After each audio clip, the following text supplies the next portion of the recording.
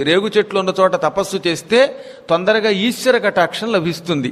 అందుకని నరనారాయణులు శివానుగ్రహం తొందరగా పొందడానికి బదరీవనంలో తపస్సు చేశారు.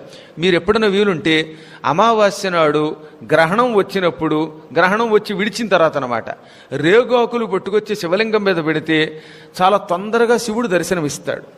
ఇది మంత్రశాస్త్రంలో చెప్పబడిన కిటుకు అన్నమాట.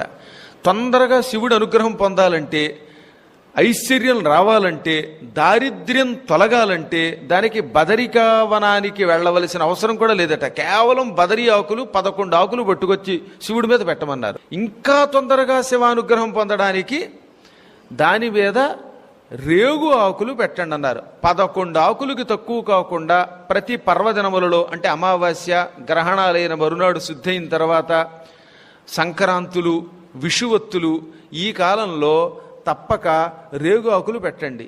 ఎవరికైనా ఇక ఈ దారిద్ర్యం నుంచి ఇక మేము బయటపడలేకపోతున్నాం బాబోయ్ అనే బాధ ఉంటే దానికి ప్రాయశ్చిత్తం అది. అందులోనూ కపిల తీర్థం దగ్గర కపిలేశ్వర స్వామి ఉన్నాడు. ఆయనకి బదరీ పత్రాలు ఇస్తే ఇంకొంచెం తొందరగా ఫలితం ఎక్కువ వస్తుందని కూడా వెంకటాచల మహాత్మ్యం చెబుతుంది.